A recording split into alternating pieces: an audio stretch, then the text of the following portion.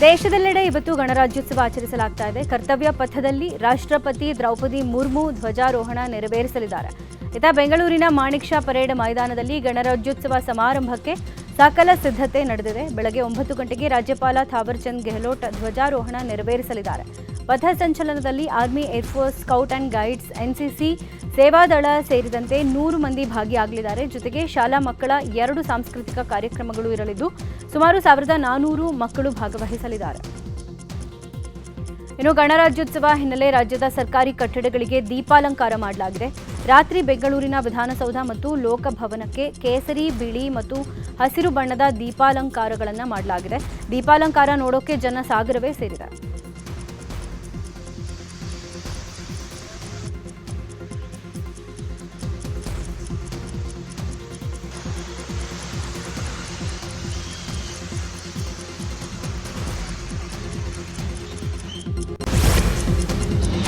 ಗಣರಾಜ್ಯೋತ್ಸವ ಹಿನ್ನೆಲೆಯಲ್ಲಿ ಮಾಣಿಕ್ ಷಾ ಪರೇಡ್ ಗ್ರೌಂಡ್ನಲ್ಲಿ ಕಾರ್ಯಕ್ರಮ ನಡೆಯಲಿದೆ. ಈ ಹಿನ್ನೆಲೆಯಲ್ಲಿ ಮಾಣಿಕ್ ಷಾ ಮೈದಾನದ ಸುತ್ತ ಬಿಗಿ ಭದ್ರತೆಯನ್ನು ಏರ್ಪಡಿಸಲಾಗಿದೆ. ಭದ್ರತೆಗಾಗಿ 2,000ಕ್ಕೂ ಹೆಚ್ಚು ಪೊಲೀಸರನ್ನು ನಿಯೋಜನೆ ಮಾಡಲಾಗಿದೆ. 12 ಡಿಸಿಪಿ, 22 ಎಸಿಪಿ, 45 ಪಿಐಗಳು ಭದ್ರತೆ ಉಸ್ತುವಾರಿಯನ್ನು ವಹಿಸಿದ್ದಾರೆ. ಇನ್ನು ಸ್ಥಳದಲ್ಲಿ 10 ಕೆಎಸ್ಆರ್ಪಿ ತುಕಡಿ, ಅಗ್ನಿಶಾಮಕ ವಾಹನ, ರ್ಯಾಪಿಡ್ ಆಕ್ಷನ್ ಫೋರ್ಸ್ ನಿಯೋಜನೆ ಮಾಡಲಾಗಿದೆ. ಕಾರ್ಯಕ್ರಮದ ವೇಳೆ ಕಬ್ಬನ್ ರಸ್ತೆ ಸೇರಿದಂತೆ ಸುತ್ತಮುತ್ತಲಿನ ರಸ್ತೆಗಳ ಸಂಚಾರ ವ್ಯವಸ್ಥೆಯಲ್ಲಿ ಬದಲಾವಣೆ ಮಾಡಲಾಗಿದೆ.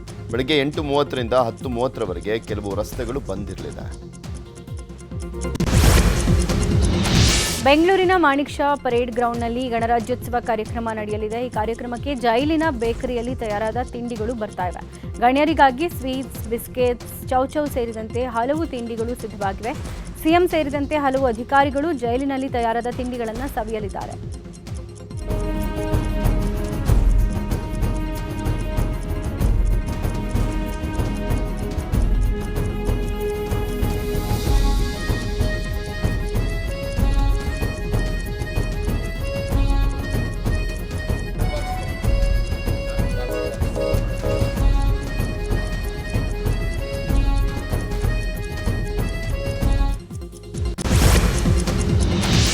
ಕರ್ನಾಟಕದ ವಿವಿಧ ರಂಗಗಳಲ್ಲಿ ಸಾಧನೆಗೈದಂಥ 8 ಸಾಧಕರಿಗೆ ಪದ್ಮ ಗೌರವ ಸಿಕ್ಕಿದೆ. ವಿದ್ವಾಂಸಕ, ಲೇಖಕ, ಶತಾವಧಾನಿ ಆರ್ ಗಣೇಶ್ ಪದ್ಮಭೂಷಣ ಪ್ರಶಸ್ತಿಗೆ ಭಾಜನರಾಗಿದ್ದಾರೆ. ಮಂಡ್ಯದ ಅಂಕೇಗೌಡರಿಗೆ ಸಾಹಿತ್ಯ ಮತ್ತು ಶಿಕ್ಷಣ ಕ್ಷೇತ್ರದಲ್ಲಿ ಪದ್ಮಶ್ರೀ ಪ್ರಶಸ್ತಿ ಲಭಿಸಿರುವಂಥದ್ದು. ದಾವಣಗೆರೆಯ ವೈದ್ಯ ಡಾಕ್ಟರ್ ಸುರೇಶ್ ಹನಗವಾಡಿ, ಬೆಂಗಳೂರಿನ ಸಮಾಜ ಸೇವಕಿ ಎಸ್ಜಿ ಸುಶೀಲಮ್ಮ ಹಾಗೂ ಶಿಕ್ಷಣ ಕ್ಷೇತ್ರದ ಸಾಧನೆಗೆ ಬೆಳಗಾವಿಯ ಡಾಕ್ಟರ್ ಪ್ರಭಾಕರ್ ಕೋರೆ ಅವರಿಗೂ ಕೂಡ ಪದ್ಮಶ್ರೀ ಪ್ರಶಸ್ತಿ ಒಲಿದು ಬಂದಿದೆ.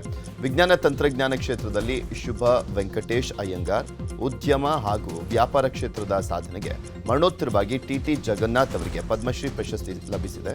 ಬೆಂಗಳೂರು ಮೂಲದ ಶಿಕ್ಷಣ ಕ್ಷೇತ್ರದ ಸಾಧನೆಗೆ ಶಶಿ ಶೇಖರ ಅವರಿಗೆ, ಸಾಹಿತ್ಯ ಮತ್ತು ಶಿಕ್ಷಣ ಕ್ಷೇತ್ರದ ಸಾಧನೆಗೆ ಪದ್ಮಶ್ರೀ ಪ್ರಶಸ್ತಿ ದೊರೆತಿದೆ. ಅರ್ಮಿದಾ ಫರ್ನಾಂಡಿಸ್ ಅವರಿಗೂ ಪದ್ಮಶ್ರೀ ಸಿಕ್ಕಿದೆ.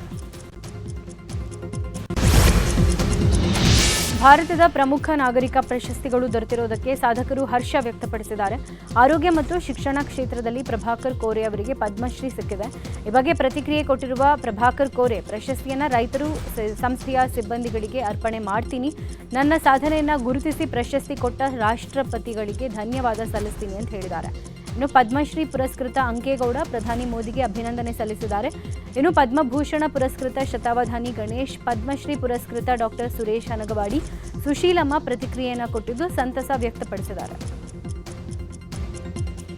ಸಂಸ್ಥೆಯಲ್ಲಿ 42 ವರ್ಷ ಸೇವಾ ಮಾಡಿದ್ದು ಸರ್ಕಾರ ಗುರುತಿಸಿ ಕೇಂದ್ರ ಸರ್ಕಾರದವರು, ರಾಷ್ಟ್ರಪತಿಯವರು ನನಗೆ ಪದ್ಮಶ್ರೀ ಕೊಟ್ಟದ್ದು, ನನ್ನ ಶಿಕ್ಷಣ ಸಂಸ್ಥೆಯಲ್ಲಿ ಕೆಲಸ ಮಾಡೋರು ಎಲ್ಲ ಜನರು, ನನ್ನ ಆಡಳಿತ ಮಂಡಲದವ್ರಿಗೆ ಅವ್ರಿಗೆ ಸಲ್ತದ ಅಂತ ಹೇಳಲಿಕ್ಕೆ ಬಯಸ್ತಾರೆ. ಈ 42 ವರ್ಷ ಸೇವೆ ಶಿಕ್ಷಣ ಸಂಸ್ಥೆ ಜನರ ಮನೆಗೆ ಮುಟ್ಟಿಸ್ಬೇಕು. ಅದರಲ್ಲಿ ರೈತರ ಮಕ್ಕಳು, ಹಳ್ಳಿ ಮಕ್ಕಳಿಗೆ ಶಿಕ್ಷಣ, ಉತ್ತಮವಾದ ಶಿಕ್ಷಣ, ಉತ್ತಮವಾದ ಪರಿಸರದಲ್ಲಿ ಶಿಕ್ಷಣ ಕೊಡಬೇಕಂತೇಳಿ ಪ್ರತಿಯೊಂದು ಊರಲ್ಲಿ ನಾನು ಇವತ್ತು ಶಿಕ್ಷಣ ಸಂಸ್ಥೆಗಳು ಪ್ರಾರಂಭ ಮಾಡಿದ್ದೇವೆ.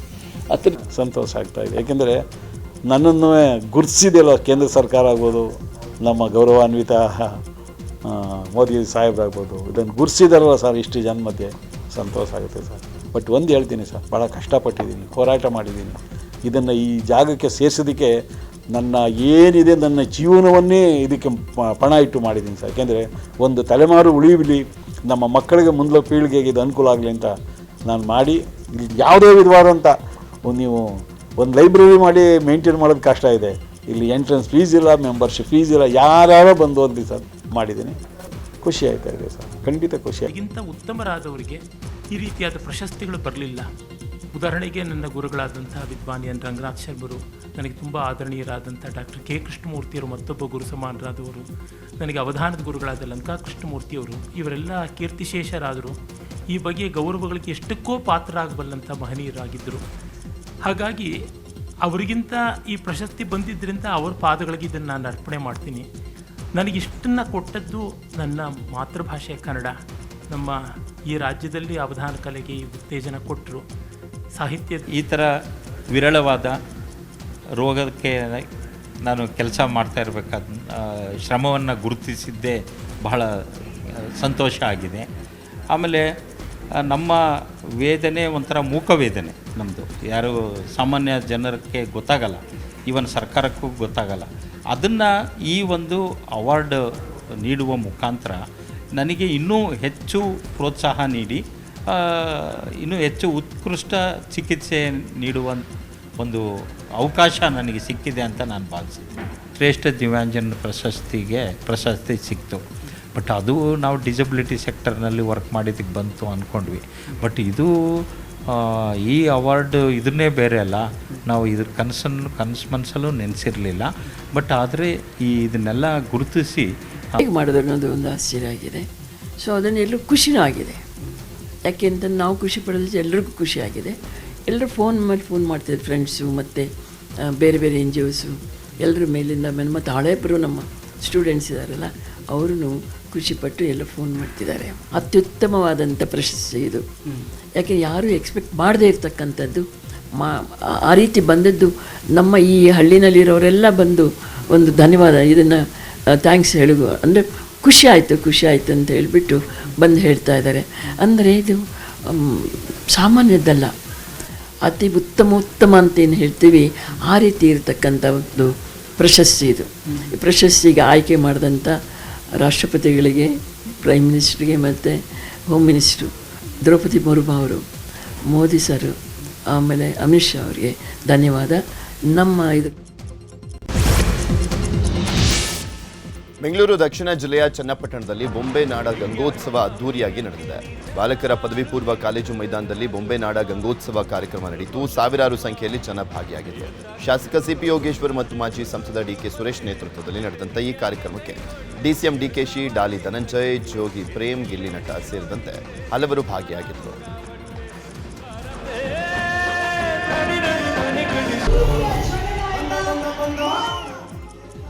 ಇನ್ನು ಬೊಂಬೆ ನಾಡ ಗಂಗೋತ್ಸವ ಸಮಾರಂಭದಲ್ಲಿ ಡಿಸಿಎಂ ಡಿಕೆ ಶಿವಕುಮಾರ್ ಹವಾ ಜೋರಾಗಿತ್ತು. ಡಿಕೆ ಶಿವಕುಮಾರ್ ವೇದಿಕೆಗೆ ಬರ್ತಾ ಇದ್ದಂತೆ ಡಿಕೆ ಅಂತ ಜನ ಘೋಷಣೆ ಕೂಗಿದ್ರು. ಜನರ ಘೋಷಣೆ ಕೇಳಿ ಸುಮ್ಮನಿರಿ ಅಂತ ಡಿಕೆ ಶಿವಕುಮಾರ್ ಮನವಿ ಮಾಡಿದ್ರು. ನೀವು ಅಂದ್ಕೊಂಡಿದ್ದು ಇನ್ನೂ ಆಗಿಲ್ವಲ್ಲ, ಅದಕ್ಕೆ ಕೂಗ್ತಿದ್ದಾರೆ ಅಂತ ಯೋಗೇಶ್ವರ್ ಹೇಳಿದ್ದಾರೆ. ನಿಮ್ಮ ಪ್ರೀತಿ ಇರಲಿ, ನಾನು ಇಲ್ಲಿ ಡಿಸಿಎಂ ಆಗಿ ಬಂದಿಲ್ಲ, ನಿಮ್ಮ ಮನೆಯ ಮಗನಾಗಿ ಬಂದಿದ್ದೇನೆ ಅಂತ ಜನರಿಗೆ ಡಿಕೆಶಿ ಹೇಳಿದರು.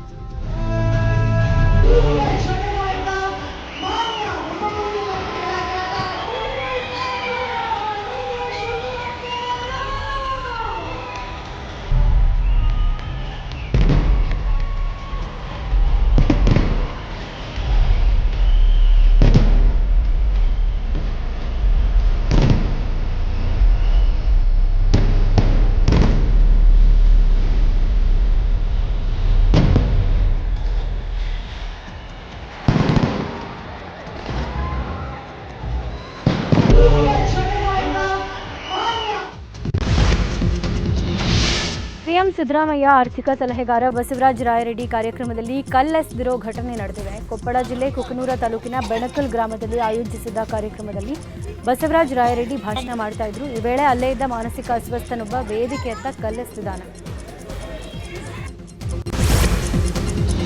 ಬೆಳಗಾವಿಯ ಚೋರ್ಲಾ ಘಾಟ್ನಲ್ಲಿ 1,000 ಕೋಟಿ ರಾಬರಿ ಪ್ರಕರಣದ ಸಂಬಂಧ ತನಿಖೆ ಚುರುಕುಗೊಳಿಸಲಾಗಿದೆ. ಗೋವಾದಿಂದ ಮಹಾರಾಷ್ಟ್ರಕ್ಕೆ 2 ಕಂಟೈನರ್ಗಳ ಮೂಲಕ ಹಣ ಸಾಗಿಸ್ತಾ ಇದ್ದಂಥ ವೇಳೆ ನಾಪತ್ತೆ ಆಗಿತ್ತು. 2025ರ ಅಕ್ಟೋಬರ್ 16ರಂದು ರಾಬರಿ ನಡೆದಿದ್ದು 3 ರಾಜ್ಯಗಳ ಪೊಲೀಸರಿಂದ ದರೋಡೆಕೋರರಿಗಾಗಿ ಶೋಧ ನಡೆಸಿದ್ದಾರೆ.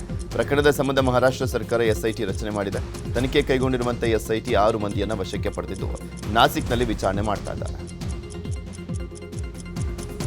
ಕರ್ನಾಟಕದ ಗೋವಾ ಗಡಿಯಲ್ಲಿ 1,000 ಕೋಟಿ ರಾಬರಿ ಪ್ರಕರಣದ ಸಂಬಂಧ ಉದ್ಯಮಿ ಕಿಶೋರ್ ಮತ್ತು ಆರೋಪಿ ಜಯೇಶ್ ಮಾತನಾಡಿರುವಂತಹ ಆಡಿಯೋಗಳು ವೈರಲ್ ಆಗಿವೆ. ಹಣ ಸಾಗಿಸುವ ಕುರಿತು ಮತ್ತು ಹಣ ಮಿಸ್ ಆಗಿರುವ ಕುರಿತು ಚರ್ಚೆಯನ್ನು ಮಾಡಿದ್ದಾರೆ. ಹಣ ಸಾಗಾಟದ ಜವಾಬ್ದಾರಿ ಹೊತ್ತಿದ್ದಂಥ ವಿರಾಟ್ ತನ್ನ ಹುಡುಗರ ಮೂಲಕ ಹಣ ಸಾಗಿಸಲಿಕ್ಕೆ ಹೇಳಿದ. ಆದರೆ ಆ ಹುಡುಗರು ನಾಪತ್ತೆ ಆಗಿದ್ದಾರೆ. ವಿರಾಟ್ನೇ ಅದನ್ನ ಫಾಲೋ ಅಪ್ ಮಾಡ್ತಿದ್ದಾನೆ. ಗುಜರಾತ್ ಮೂಲದ ಓರ್ವ ರಾಜಕಾರಣಿ ಕೂಡ ಇದರಲ್ಲಿ ಶಾಮೀಲಾಗಿದ್ದು ಎಲ್ಲ ವಿಚಾರ ರಾಜಕಾರಣಿಗಳಿಗೆ ಗೊತ್ತಿದೆ ಅಂತ ಆಡಿಯೋದಲ್ಲಿ ಸಂಭಾಷಣೆ ಇದೆ. ಕರ್ನಾಟಕ ಪೊಲೀಸರು ಇದರಲ್ಲಿ ಭಾಗಿಯಾಗಿದ್ದಾರೆ ಅನ್ನೋದನ್ನ ಕೂಡ ಆಡಿಯೋದಲ್ಲಿ ಪ್ರಸ್ತಾಪ ಮಾಡಲಾಗಿದೆ. ಕೋಲಾರ ಜಿಲ್ಲೆಯ ಕೆಜಿಎಫ್ ನಗರದಲ್ಲಿ ರಸ್ತೆ ವಿಸ್ತರಣೆ ವಿಚಾರಕ್ಕೆ ಶಾಸಕಿ ಹಾಗೂ ಮಳಿಗೆ ಮಾಲೀಕನ ಮಧ್ಯೆ ಮಾತಿನ ಚಕಮಕಿ ನಡೆದಿದೆ. ಸುವರ್ಣನಗರದ ಪಿಡಬ್ಲ್ಯೂಡಿ ರಸ್ತೆ ಅಗಲೀಕರಣ ವಿಚಾರವಾಗಿ ಮಳಿಗೆ ಮಾಲೀಕ ವೆಂಕಟೇಶ್ ಮತ್ತು ಶಾಸಕಿ ರೂಪಾ ಶಶಿಧರ್ ನಡುವೆ ವಾಗ್ವಾದ ನಡೆದಿದೆ. ರಸ್ತೆ ವಿಸ್ತರಣೆಗೆ ಮೋರಿ ಶಿಫ್ಟ್ ಮಾಡೋಕೆ ಪಿಡಬ್ಲ್ಯೂಡಿ ಇಲಾಖೆಯ ಅಧಿಕಾರಿಗಳು ಮುಂದಾಗಿದ್ದಾರೆ. ನೋಟಿಸ್ ಕೊಡದೆ ಸ್ಥಳಕ್ಕೆ ಬಂದಿದ್ದು ಯಾಕೆ ಅಂತ ಮಳಿಗೆ ಮಾಲೀಕ ವೆಂಕಟೇಶ್ ಪ್ರಶ್ನೆ ಮಾಡಿ ಜಗಳ ಮಾಡಿದ್ದಾರೆ. ಈ ವೇಳೆ ಮೊದಲು ಟ್ರಾನ್ಸ್ಫಾರ್ಮರ್ ತೆರವು ಮಾಡುವಂತೆ ಮಳಿಗೆ ಮಾಲೀಕ ಒತ್ತಾಯ ಮಾಡಿದ. ರಸ್ತೆ ಕಾಮಗಾರಿಗೆ ತೊಂದರೆ ಕೊಡಬೇಡಿ ಅಂತ ಶಾಸಕಿ ರೂಪಾ ಶಶಿಧರ್ ವಾಗ್ವಾದಕ್ಕಿಳಿದು ಘಟನೆ ನಡೆದಿದೆ.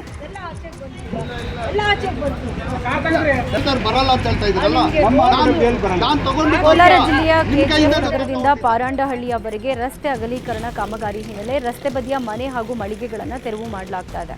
ಒಟ್ಟು 14 ಮೀಟರ್ ವಿಸ್ತೀರ್ಣದಲ್ಲಿ ಲೋಕೋಪಯೋಗಿ ಇಲಾಖೆಯ ರಸ್ತೆ ನಿರ್ಮಾಣ ಮಾಡಲಾಗಿದೆ. ಇನ್ನು ಇದೇ ಮಾರ್ಗದಲ್ಲಿ ಆಂಜನೇಯ ಸ್ವಾಮಿ ದೇಗುಲ ಇದ್ದು ರಸ್ತೆ ಕಾಮಗಾರಿಗೆ ಅಡ್ಡಿಯಾದ ಹಿನ್ನೆಲೆ ರಸ್ತೆ ನಿರ್ಮಾಣಕ್ಕಾಗಿ ದೇಗುಲ ಸಮಿತಿಯ ಸದಸ್ಯರು ಬೆಂಬಲ ಸೂಚಿಸಿದರು.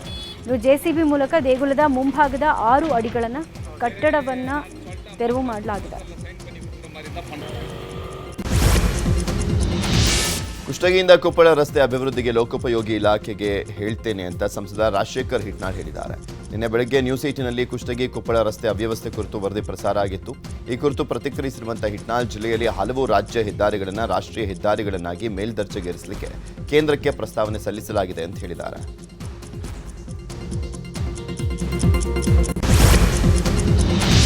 ದ್ವೇಷ ಭಾಷಣ ಕಾಯ್ದೆಯಡಿ ಹಿಂದೂ ಸಂಘಟನೆ ನಾಯಕರಿಗೆ ನೋಟಿಸ್ ನೀಡಿರುವುದು ಮತ್ತು ಬಂಧನ ವಿಚಾರವಾಗಿ ಶಾಸಕ ಯತ್ನಾಳ್ ಕಿಡಿಕಾರಿದರು. ವಿಜಯಪುರದಲ್ಲಿ ಮಾತನಾಡಿದ ಯತ್ನಾಳ್, ರಾಜ್ಯದಲ್ಲಿ ದ್ವೇಷ ಭಾಷಣ ಕಾಯ್ದೆಗೆ ರಾಜ್ಯಪಾಲರು ಅಂಕಿತ ಹಾಕಿಲ್ಲ. ಆದರೂ ಪೊಲೀಸರು ಈ ಕಾಯ್ದೆಯ ಹೆಸರಲ್ಲಿ ನೋಟಿಸ್ ನೀಡಿರುವುದು ತಪ್ಪು. ಬಿಜೆಪಿ ನಾಯಕರು ಹಿಂದೂ ಸಂಘಟನೆ ಮುಖಂಡರನ್ನೇ ಟಾರ್ಗೆಟ್ ಮಾಡಿದ್ದಾರೆ. ರಾಜ್ಯಪಾಲರ ಅಂಕಿತ ಇಲ್ಲದೆ ಕಾಯ್ದೆ ಮಾಡಲಾಗಿದೆಯಾ? ಗೃಹ ಇಲಾಖೆ ಈ ಬಗ್ಗೆ ಉತ್ತರ ಕೊಡಬೇಕು ಅಂತ ಆಗ್ರಹಿಸಿದ್ದಾರೆ. ಕೋರ್ಟ್ನಲ್ಲಿ ಇದನ್ನು ಚಾಲೆಂಜ್ ಮಾಡ್ತಾರೆ. ರಾಜ್ಯಪಾಲರ ಸಹಿ ಆಗುವವರೆಗೆ ಅದು ಕಾನೂನಾಗಿ ಜಾರಿ ಆಗುವುದಿಲ್ಲ. ಅದನ್ನು ಈ ಸರ್ಕಾರ ತನ್ನ ಏನು BJP ಹಿಂದೂಗಳ ಮೇಲಿನ ದ್ವೇಷದ ಸಲುವಾಗಿ ಇಂಥ ಒಂದು ಕೆಟ್ಟ ಸಂಸ್ಕೃತಿಯನ್ನು ಆಯಾ ಭಾಗದಲ್ಲಿ ಕಾಂಗ್ರೆಸ್ ಶಾಸಕರು ಒತ್ತಾಯ ಮಾಡಿ ಕೇಸ್ ಹಾಕುವಂಥದ್ದು ನಡೆದಿದೆ. ಬಿಡದಿ ಟೌನ್ಶಿಪ್ ವಿಚಾರವಾಗಿ ಸವಾಲು ಹಾಕಿರುವಂಥ ಕೇಂದ್ರ ಸಚಿವ ಎಚ್ ಡಿ ಕುಮಾರಸ್ವಾಮಿ ವಿರುದ್ಧ ಉಪಮುಖ್ಯಮಂತ್ರಿ ಡಿಕೆ ಶಿವಕುಮಾರ್ ಕಿಡಿಕಾರಿದ್ದಾರೆ. ರಾಮನಗರದ ದೊಡ್ಡಾಲಹಳ್ಳಿಯಲ್ಲಿ ಮಾತನಾಡಿದಂಥ ಡಿಕೆಶಿ ಅವರು ಯಾವತ್ತು ಹೇಳ್ತಾರೋ ಅವತ್ತು ನಾನು ರೆಡಿ. ಕುಮಾರಸ್ವಾಮಿ CM ಆಗಿದ್ದಾಗಲೇ ನಾನು ಸವಾಲು ಸ್ವೀಕರಿಸಿದ್ದೇನೆ. ನಾನೆಲ್ಲ ರಾಜಕಾರಣ ಮಾಡಿದ್ದು, ಕುಮಾರಸ್ವಾಮಿ ಅವರೇ ರಾಜಕಾರಣ ಮಾಡಿದ್ದು. ಇಲ್ಲಿ ನಾನಾಗಲಿ ಕುಮಾರಸ್ವಾಮಿ ಆಗಲಿ ಪರ್ಮನೆಂಟ್ ಇಲ್ಲ. ನಾವು ತೆಗೆದುಕೊಂಡಂಥ ತೀರ್ಮಾನ ಪರ್ಮನೆಂಟ್ ಆಗಿ ಉಳಿಯುತ್ತದೆ ಅಂತ ಕೌಂಟರ್ ಕೊಟ್ಟಿದ್ದಾರೆ. ರಾಜಕಾರಣ ಮಾಡಬೇಕು, ನಾನು ಮಾಡಿದ್ದು ಅವರೇ ಮಾಡಿದ್ದು, ಅವರೇ ಹೇಳೋರೆ. ನಾನು 800 ಅಡಿ ಕೊಡ್ತೀನಿ ಅಂತ ಭರವಸೆ ಕೊಟ್ಟಿದ್ದೆ, ನಾನು ಎಲ್ಲ ಮಾಡಿದ್ದೀನಿ ಅಂತ ಅವರೇ ಎಲ್ಲ ಹೇಳಿದ್ದಾರೆ. ಅವ್ರು ಹೇಳಿದ್ದ ನಾವು ಮುಂದುವರಿಸ್ತಾ ಇದ್ದೀವಿ ಅಷ್ಟೇ. ಯಾವತ್ತು ಹೇಳ್ತೀರಾ ನಾನು ರೆಡಿ ಇದ್ದೀನಿ ಅಂತ ಹೇಳಿದ್ರು, ಇನ್ನೇನಿಲ್ಲ, ಪರವಾಗಿಲ್ಲ. ನಾವು ರಾಜಕಾರಣದಲ್ಲಿ ಇರಬೇಕಾದ್ರೆ ಅವ್ರ ಸವಾಲ ಅವ್ರು ಚೀಫ್ ಮಿನಿಸ್ಟರ್ ಆಗಿದ್ದಾಗೆ ನಾನು ಸ್ವೀಕಾರ ಮಾಡಿದ್ದೀನಿ. ಈಗೂ ಮಾಡೋಣ, ಭಾಳ ನಮ್ರತೆಯಿಂದ.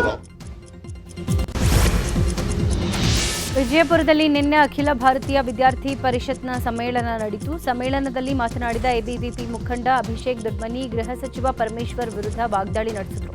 ಈ ವೇಳೆ ಮಾತನಾಡಿದ ಅವರು, ಜಿ ಪರಮೇಶ್ವರ್ ಅಂದರೆ ಗೊತ್ತಿಲ್ಲ, ಪರಮೇಶ್ವರ್ ಅಂತ ಅರ್ಥ ಇರಬೇಕೇನೋ ಅಂತ ವ್ಯಂಗ್ಯ ಆಡಿದ್ದಾರೆ. ಹುಂಡಿ ಹಣ ಕದಿಯೋಕೆ ಬಂದು ದೇವಸ್ಥಾನದಲ್ಲಿ ಕಳ್ಳ ಸಿಕ್ಕಿಬಿದ್ದಿದ್ದಾನೆ. ಶಿವಮೊಗ್ಗ ಜಿಲ್ಲೆಯ ಕಲ್ಲುಕೊಪ್ಪದ ಸಂಪಿಗೆ ಹಳ್ಳದಲ್ಲಿ ಘಟನೆ ನಡೆದಿದೆ. ಭೂತಪ್ಪನ ದೇವಸ್ಥಾನದ ಹುಂಡಿ ಹಣ ಕದಿಯೋಕೆ ಬಂದಿದ್ದ ಶಿಕಾರಿಪುರ ಮೂಲದ ಆಸಿಫ್ ಗ್ರಾಮಸ್ಥರ ಕೈಗೆ ಸಿಕ್ಕಿಬಿದ್ದಿದ್ದಾನೆ. ಕಳ್ಳನನ್ನ ಹಿಡಿದು ಗ್ರಾಮಸ್ಥರು ಪೊಲೀಸರಿಗೆ ಒಪ್ಪಿಸಿದ್ದಾರೆ. ಇನ್ನು ಆರೋಪಿ ಆಸಿಫ್ ಮೇಲೆ ದೇವಸ್ಥಾನ ಒಂದೇ ಅಲ್ಲ, ದರ್ಗಾದಲ್ಲೂ ಕಳ್ಳತನ ಮಾಡಿರುವ ಆರೋಪಗಳು ಕೇಳಿ ಬರ್ತಿವೆ. ಮಿಂಜೋ ಗೇಮಿಂಗ್ ಕಚೇರಿಗಳ ಮೇಲೆ ಇಡಿ ದಾಳಿಯನ್ನು ಮಾಡಿತ್ತು. ಇನ್ನು ಪ್ರಕರಣದ ತನಿಖೆ ವೇಳೆ ಸ್ಫೋಟಕ ವಿಚಾರಗಳು ಬೆಳಕಿಗೆ ಬಂದಿದೆ. ಜನರಿಗೆ ವಂಚಿಸುವಂತ ಉದ್ದೇಶದಿಂದ ಮಿಂಜೋ ಆಪ್ ತಯಾರಿಸಲಾಗಿತ್ತಂತೆ. ಇನ್ನು ಮಿಂಜೋ ಆಪ್ ಮೂಲಕ ಸುಮಾರು 522 ಕೋಟಿ ಅಕ್ರಮ ನಡೆಸಿರುವಂಥದ್ದು ಬೆಳಕಿಗೆ ಬಂದಿದೆ. ಬೆಂಗಳೂರಿನ ಸೈಬರ್ ಕ್ರೈಮ್ ಠಾಣೆ, ರಾಜಸ್ಥಾನ, ನವದೆಹಲಿ, ಗುರುಗ್ರಾಮ್ನಲ್ಲಿ ಮಿಂಜೋ ಆಪ್ ವಿರುದ್ಧ ದೂರು ದಾಖಲಾಗಿತ್ತು. ಇನ್ನು ಮಿಂಜೋಗೆ ಸೇರಿದಂತೆ ಸುಮಾರು 600 ಕೋಟಿ ಸೀಸ್ ಮಾಡಲಾಗಿದೆ. ಪ್ರಕರಣದ ಸಂಬಂಧ ಚಾರ್ಜ್ ಶೀಟ್ ದಾಖಲು ಮಾಡಲಾಗಿದೆ. ಬಾಗಲಕೋಟೆಯ ಮುಧೋಳ ನಗರದ ಖಾಸಗಿ ಹೋಟೆಲ್ಗಳಲ್ಲಿ ಜಿಲ್ಲಾಧಿಕಾರಿ ಸೇರಿದಂತೆ ವಿವಿಧ ಅಧಿಕಾರಿಗಳ ತಂಡ ಪರಿಶೀಲನೆ ನಡೆಸಿದೆ. ಈ ವೇಳೆ ಸ್ವಚ್ಛತೆ ಕಾಪಾಡದ ಹೋಟೆಲ್ ಮಾಲೀಕರನ್ನ ತರಾಟೆಗೆ ತೆಗೆದುಕೊಂಡು ಬಳಿಕ ನಗರದ ವಿವಿಧ ಕಡೆಗಳಲ್ಲಿ ಸಾರ್ವಜನಿಕ ಶೌಚಾಲಯದ ಸ್ವಚ್ಛತೆ ಪರಿಶೀಲಿಸಿ ಬಸ್ ನಿಲ್ದಾಣಕ್ಕೆ ಭೇಟಿ ಕೊಟ್ಟರು. ಸಾರ್ವಜನಿಕ ಶೌಚಾಲಯ ಅವ್ಯವಸ್ಥೆ ಕಂಡು ಅಧಿಕಾರಿಗಳನ್ನ ತರಾಟೆಗೆ ತೆಗೆದುಕೊಂಡರು. ಖಾಸಗಿ ಮತ್ತು ಸಾರ್ವಜನಿಕ ಸ್ಥಳಗಳಲ್ಲಿ ಸ್ವಚ್ಛತೆಗೆ ಆದ್ಯತೆ ಕೊಡಬೇಕು ಅಂತ ಎಚ್ಚರಿಕೆ ಕೊಟ್ಟಿದ್ದಾರೆ. ಹಾವೇರಿಯಲ್ಲಿ ಜಿಲ್ಲಾ ಉಸ್ತುವಾರಿ ಸಚಿವ ಶಿವಾನಂದ ಪಾಟೀಲ್ ಬಹುಗ್ರಾಮ ಕುಡಿಯುವ ನೀರಿನ ಯೋಜನೆ ಪ್ರಗತಿ ಪರಿಶೀಲನೆ ಸಭೆ ನಡೆಸಲಾಗಿದೆ. ಜಿಲ್ಲಾ ಪಂಚಾಯತ್ ಸಭಾಂಗಣದಲ್ಲಿ ನಡೆದ ಸಭೆಯಲ್ಲಿ ಸಚಿವರು ಅಧಿಕಾರಿಗಳ ಕಾರ್ಯವೈಖರಿ ಬಗ್ಗೆ ಗರಂ ಆದರು. ಸಭೆಯಲ್ಲಿ ಪ್ರಮುಖವಾಗಿ ಅಣೂರು, ತಡಸ, ಹಂಸಭಾವ್ಯ ಬಹುಗ್ರಾಮ ಕುಡಿಯುವ ನೀರು ಪೂರೈಕೆ ಯೋಜನೆ ಪೂರ್ಣಗೊಳಿಸದೇ ಇದ್ದುದಕ್ಕೆ ಗರಂ ಆಗಿದ್ದಾರೆ. ನಿಯಮ ಉಲ್ಲಂಘನೆ ಮಾಡಿದ ಗುತ್ತಿಗೆದಾರರ ವಿರುದ್ಧ ಪಿಐಎಲ್ ಸಲ್ಲಿಕೆಗೆ ಸೂಚನೆ ಕೊಟ್ಟಿದ್ದಾರೆ. ಚಾಮರಾಜನಗರ ಜಿಲ್ಲೆಯ ನೂತನ ಜಿಲ್ಲಾಧಿಕಾರಿ ಶ್ರೀ ರೂಪಾ ಅವರ ಹೆಸರನ್ನ ಕಿಡಿಗೇಡಿಗಳು ದುರ್ಬಳಕೆ ಮಾಡಿಕೊಂಡಿದ್ದಾರೆ. ಜಿಲ್ಲಾಧಿಕಾರಿ ರೂಪಾ ಹೆಸರಲ್ಲಿ ಸಾಮಾಜಿಕ ಜಾಲತಾಣಗಳಲ್ಲಿ ನಕಲಿ ಖಾತೆ ತೆರೆದಿರುವುದು ಬೆಳಕಿಗೆ ಬಂದಿದೆ. ಇನ್ನು ಈ ಬಗ್ಗೆ ಡಿಸಿ ರೂಪಾ ಸ್ಪಷ್ಟನೆ ಕೊಟ್ಟಿದ್ದು, ಈ ನಕಲಿ ಫೇಸ್ಬುಕ್ ಖಾತೆಗೂ ಜಿಲ್ಲಾಧಿಕಾರಿಗೂ ಅಥವಾ ಆಡಳಿತಕ್ಕೂ ಯಾವುದೇ ರೀತಿಯ ಸಂಬಂಧ ಇಲ್ಲ ಅಂತ ಹೇಳಿದ್ದಾರೆ. ಗದಗದ ಲಕ್ಕುಂಡಿಯಲ್ಲಿ ನಡೀತಾ ಇರುವಂತಹ ಉತ್ಖನನ ಕಾರ್ಯಕ್ಕೆ ರಜೆ ಘೋಷಣೆ ಮಾಡಿ ಜಿಲ್ಲಾಧಿಕಾರಿ ಸಿಎನ್ ಶ್ರೀಧರ್ ಆದೇಶವನ್ನು ಹೊರಡಿಸಿದ್ದಾರೆ. ಗಣರಾಜ್ಯೋತ್ಸವ ನಿಮಿತ್ತ ಉತ್ಖನನ ಕಾರ್ಯಕ್ಕೆ ಬಿಡುವು ನೀಡಲಾಗಿದೆ. ನಿನ್ನೆಯೂ ಉತ್ಖನನ ಕಾರ್ಯಕ್ಕೆ ಬಿಡುವು ಕೊಡಲಾಗಿತ್ತು. ಬೆಂಗಳೂರು ದಕ್ಷಿಣ ಜಿಲ್ಲೆಯ ಚನ್ನಪಟ್ಟಣ ತಾಲೂಕಿನ ಮಾಕಳಿ ಗ್ರಾಮದಲ್ಲಿ ಉದ್ಯಮಿಗಳಾದ ಶಿವಲಿಂಗಯ್ಯ ಅನ್ನೋರು 6 ಅಡಿ ಎತ್ತರ 8 ಅಡಿ ಉದ್ದದ ಬೃಹತ್ ಬಸವನ ವಿಗ್ರಹವನ್ನು ಲೋಕಾರ್ಪಣೆ ಮಾಡಿದ್ದಾರೆ. ಮನೆ ದೇವರಾದ ಬಸವಣ್ಣನ ವಿಗ್ರಹವನ್ನು ಸ್ವಗ್ರಾಮದಲ್ಲಿ ಪ್ರತಿಷ್ಠಾಪನೆ ಮಾಡುವ ಮೂಲಕ ಭಕ್ತಿ ಮೆರೆದಿದ್ದಾರೆ.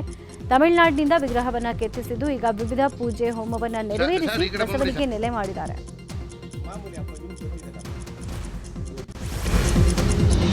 ತುಮಕೂರು ಜಿಲ್ಲೆ ಕೊಟಗೆರೆ ತಾಲೂಕಿನ ಕ್ಯಾಮನಹಳ್ಳಿಯಲ್ಲಿ ಆಂಜನೇಯ ಸ್ವಾಮಿ ರಥೋತ್ಸವ ಜರುಗಿದೆ. ರಥೋತ್ಸವಕ್ಕೆ ಗೃಹ ಸಚಿವ ಡಾಕ್ಟರ್ ಜಿ ಪರಮೇಶ್ವರ್ ಚಾಲನೆಯನ್ನು ಕೊಟ್ಟರು. ಆಂಜನೇಯ ಸ್ವಾಮಿಗೆ ಪೂಜೆ, ಗರುಡ ಪಕ್ಷಿ ಪ್ರದಕ್ಷಿಣೆ ಬಳಿಕ ರಥೋತ್ಸವಕ್ಕೆ ಪರಮೇಶ್ವರ್ ಚಾಲನೆಯನ್ನು ಕೊಟ್ಟರು.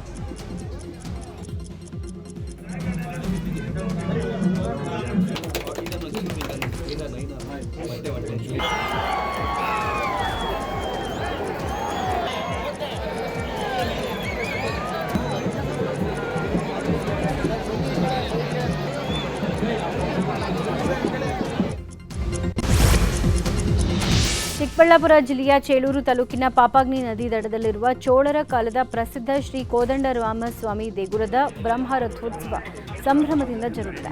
ಬ್ರಹ್ಮರಥೋತ್ಸವದಲ್ಲಿ ಸಾವಿರಾರು ಭಕ್ತರು ಭಾಗಿಯಾಗಿದ್ದು ಪ್ರಾರ್ಥನೆ ಸಲ್ಲಿಸಿದ್ದಾರೆ. ಬ್ರಹ್ಮರಥೋತ್ಸವಕ್ಕೆ ಶಾಸಕ ಎಸ್ಎನ್ ಸುಬ್ಬಾರೆಡ್ಡಿ, ತಹಶೀಲ್ದಾರ್ ಶ್ವೇತಾ ಚಾಲನೆ ಕೊಟ್ಟಿದ್ದಾರೆ. ಹಲವು ವರ್ಷಗಳಿಂದ ಕಲ್ಲಿನ ಚಕ್ರದ ರಥದಲ್ಲಿ ರಥೋತ್ಸವ ನಡೀತಾ ಇದ್ದ ಹಿನ್ನೆಲೆ ಈ ಬಾರಿ ಮರದ ರಥದಲ್ಲಿ ಕೋದಂಡ ರಾಮಸ್ವಾಮಿ ಭಕ್ತರಿಗೆ ದರ್ಶನ ಕೊಟ್ಟಿದ್ದಾರೆ.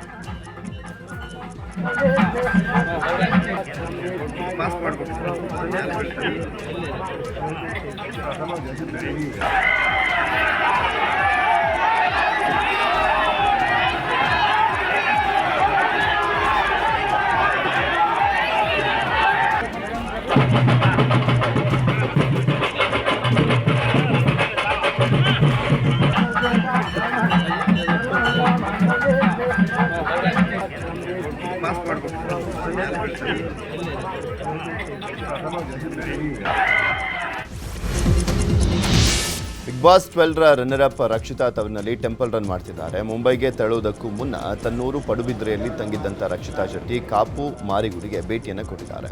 ಕುಟುಂಬ ಸಹಿತವಾಗಿ ಮಾರಿಗುಡಿಗೆ ಬಂದಂಥ ರಕ್ಷಿತಾ ತಾಯಿಯ ಆಶೀರ್ವಾದ ಪಡೆದುಕೊಂಡಿದ್ದಾರೆ. ಉಚ್ಚಂಗಿ ಸಹಿತ ಮಾರಿಯಮ್ಮನ ದರ್ಶನ ಪಡೆದಿದ್ದು ದೇಗುಲದ ಆಡಳಿತ ಮಂಡಳಿ ಸನ್ಮಾನವನ್ನು ಮಾಡಿದ್ದಾರೆ. ಮಂಡ್ಯ ಜಿಲ್ಲೆಯ ಪೊಲೀಸರಿಗೆ ನೂತನ ಪಿ ಕ್ಯಾಪ್ ವಿತರಣೆ ಮಾಡಲಾಗಿದೆ. ಮಂಡ್ಯ ಎಸ್ಪಿ ಕಚೇರಿ ಆವರಣದಲ್ಲಿ ನಡೆದ ಸರಳ ಕಾರ್ಯಕ್ರಮದಲ್ಲಿ ಎಸ್ಪಿ ಶೋಭಾ ರಾಣಿ ಪೊಲೀಸರ ತಲೆಗೆ ಹೊಸ ಪಿ ಕ್ಯಾಪ್ ತೊಡಿಸಿ ಹೊಸ ಕ್ಯಾಪ್ ವಿತರಣೆ ಮಾಡಿದರು. ಈ ವೇಳೆ ನಗರದ ಹಲವು ಪೊಲೀಸರು ಹಾಜರಿದ್ದರು. ಇನ್ನು ರಾಜ್ಯದಲ್ಲಿ ಉತ್ತಮ ಜಿಲ್ಲಾ ಚುನಾವಣಾಧಿಕಾರಿ ಪ್ರಶಸ್ತಿಗೆ ಹಾವೇರಿ ಜಿಲ್ಲಾಧಿಕಾರಿ ಭಾಜನರಾಗಿದ್ದಾರೆ. ಹಾವೇರಿ ಜಿಲ್ಲಾಧಿಕಾರಿ ವಿಜಯ ಮಹಂತೇಶ್ ದಾನಮ್ಮನವರಿಗೆ ಅತ್ಯುತ್ತಮ ಚುನಾವಣಾಧಿಕಾರಿ ಪ್ರಶಸ್ತಿ ನೀಡಿ ರಾಜ್ಯಪಾಲರಾದ ಥಾವರ್ಚಂದ್ ಗೆಹ್ಲೋಟ್ ಗೌರವಿಸಿದ್ದಾರೆ. ಜೊತೆಗೆ ಹಿರೇಕೆರೂರು ತಹಶೀಲ್ದಾರ್ ರೇಣುಕಾ ಸೇರಿದಂತೆ ಶಿಕ್ಷಕ ಗುಡ್ಡಪ್ಪ ಅವರನ್ನ ಪ್ರತ್ಯೇಕ ವಿಭಾಗದಲ್ಲಿ ಪ್ರಶಸ್ತಿ ನೀಡಿ ಗೌರವಿಸಲಾಗಿದೆ. ಇನ್ನು ಚುನಾವಣಾ ಆಯೋಗ ಅತ್ಯುತ್ತಮ ಚುನಾವಣಾ ಕಾರ್ಯನಿರ್ವಹಣೆಗೆ ನೀಡುವ ರಾಜ್ಯ ಮಟ್ಟದ ಪ್ರಶಸ್ತಿಗೆ ಬೆಂಗಳೂರು ವಿಭಾಗದಿಂದ ತುಮಕೂರು ಜಿಲ್ಲಾಧಿಕಾರಿ ಶುಭಾ ಕಲ್ಯಾಣ್ ಆಯ್ಕೆಯಾಗಿದ್ದಾರೆ. ಕೋಲಾರ ಜಿಲ್ಲೆಯ 3 ಕಡೆ ಹಿಂದೂ ಸಮಾಜೋತ್ಸವ ಕಾರ್ಯಕ್ರಮ ನಡೆದಿದೆ. ಮಾಲೂರು ತಾಲೂಕಿನ ಟೇಕಲ್, ಕೋಲಾರ ತಾಲೂಕಿನ ವೇಮಗಲ್ ಹಾಗೂ ಶ್ರೀನಿವಾಸಪುರ ತಾಲೂಕಿನ ರೋಣೂರು ಗ್ರಾಮದ ಕಾರ್ಯಕ್ರಮ ನಡೆಯಿತು. ಹಿಂದೂ ಸಮಾಜೋತ್ಸವ ಕಾರ್ಯಕ್ರಮಕ್ಕೆ ಮುಸ್ಲಿಂ ಮುಖಂಡರು ಬೆಂಬಲವನ್ನು ಕೊಟ್ಟರು. ವೇಮಗಲ್ ಗ್ರಾಮದಲ್ಲಿ ಹಿಂದೂ ಸಮಾಜೋತ್ಸವ ಮೆರವಣಿಗೆ ವೇಳೆ ಹೂ ಮಳೆ ಸುರಿಸಿ ನೀರು ಹಾಗೂ ಸಿಹಿ ಹಂಚಿ ಮುಸ್ಲಿಂ ಮುಖಂಡರು ಭಾವೈಕ್ಯತೆಯನ್ನು ಮೆರೆದಿದ್ದಾರೆ. ಇನ್ನು ವಿವಿಧ ಹಿಂದೂಪರ ಸಂಘಟನೆಗಳ ನೇತೃತ್ವದಲ್ಲಿ ಹುಬ್ಬಳ್ಳಿಯ ಯಲ್ಲಾಪುರ ಓಣಿಯಲ್ಲಿ ಹಿಂದೂ ಸಮ್ಮೇಳನ ಆಯೋಜನೆ ಮಾಡಲಾಗಿತ್ತು. ಸಮ್ಮೇಳನದ ಅಂಗವಾಗಿ ಅಕ್ಕಿ ಹೊಂಡ ಗಣೇಶ ಮಂದಿರದಿಂದ ಯಲ್ಲಾಪುರ ಓಣಿವರೆಗೂ ಕೂಡ ಶೋಭಾಯಾತ್ರೆಯನ್ನು ಮಾಡಲಾಯಿತು. ಮಹಿಳೆಯರು ಕುಂಭವನ್ನು ಹೊತ್ತು ಮೆರವಣಿಗೆಯಲ್ಲಿ ಸಾಗಿದರು. ವಿವಿಧ ಮಠಾಧೀಶರು, ಹಿಂದೂಪರ ಸಂಘಟನೆಗಳ ಮುಖಂಡರು ಪಾಲ್ಗೊಂಡಿದ್ದರು. ಮಂಡ್ಯದ ಕಿರುಗಾವಲು ಪೊಲೀಸರು ಇವತ್ತು ಬೃಹತ್ ರಕ್ತದಾನ ಶಿಬಿರ ಆಯೋಜನೆ ಮಾಡಿದ್ದಾರೆ. ಕಿರುಗಾವಲಿನ ಪೊಲೀಸ್ ಠಾಣೆಯ ಬಳಿ ಶಿಬಿರ ನಡೆಯಲಿದೆ. ರಕ್ತದಾನ ಶಿಬಿರದಲ್ಲಿ ಭಾಗಿಯಾಗಿ ಅಂತ ಜನರಿಗೆ ಬಿಗ್ ಬಾಸ್ ವಿನ್ನರ್ ಗಿಲ್ಲಿ ಮನವಿ ಮಾಡಿದ್ದಾರೆ. ಇದರ ಜೊತೆಗೆ ನಟ ನೆನಪಿರಲಿ ಪ್ರೇಮ್ ಕೂಡ ಜನರಲ್ಲಿ ಮನವಿ ಮಾಡಿದ್ದಾರೆ. ಹೆಚ್ಚಿನ ಸಂಖ್ಯೆಯಲ್ಲಿ ರಕ್ತದಾನ ಮಾಡುವಂತೆ ಕೇಳಿದ್ದಾರೆ.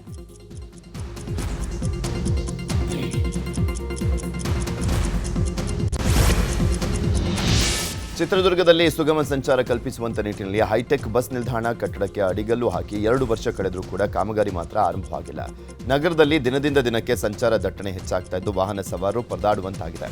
ಕೂಡಲೇ ಬಸ್ ನಿಲ್ದಾಣ ಕಾಮಗಾರಿ ಆರಂಭಿಸಿ ಅಂತ ಸ್ಥಳೀಯರು ಒತ್ತಾಯವನ್ನು ಮಾಡಿದ್ದಾರೆ. ಉಡುಪಿಯ ಖ್ಯಾತ ಕಲಾವಿದ ಮಹೇಶ್ ಮರ್ಣೆ ಕಲಾಕೃತಿಗೆ ಪ್ರಧಾನಿ ಮೋದಿ ಫಿದಾ ಆಗಿದ್ದಾರೆ. ಪ್ರಧಾನಿ ಮೋದಿ ಉಡುಪಿಗೆ ಆಗಮಿಸಿದ ವೇಳೆ ಅಶ್ವತ್ಥ್ ಎಲೆಯಲ್ಲಿ ಮೋದಿಜಿ ಭಾವಚಿತ್ರವನ್ನು ಮಹೇಶ್ ಮರ್ಣೆ ರಚಿಸಿದರು. ಇದೀಗ ಪ್ರಧಾನಿ ಮೋದಿ ಮೆಚ್ಚುಗೆ ಪತ್ರ ಬರೆದಿದ್ದು, ನಿಮ್ಮಂತಹ ಪ್ರತಿಭಾನ್ವಿತ ಯುವಕರು ಭಾರತವನ್ನು ವಿಕಸಿತ ಭಾರತವನ್ನಾಗಿಸುವ ಹಿಂದಿರುವ ಶಕ್ತಿ ಅಂತ ಹೇಳಿದ್ದಾರೆ. ಅಷ್ಟೇ ಅಲ್ಲದೆ ಉಡುಪಿ ತೋರಿದ ಪ್ರೀತಿಯನ್ನು ಸ್ಮರಿಸಿಕೊಂಡಿದ್ದು, ಅದು ಮರೆಯಲಾಗದ ನೆನಪಾಗಿ ನನ್ನಲ್ಲಿ ಉಳಿಯಲಿದೆ ಅಂತ ಹೇಳಿದ್ದಾರೆ.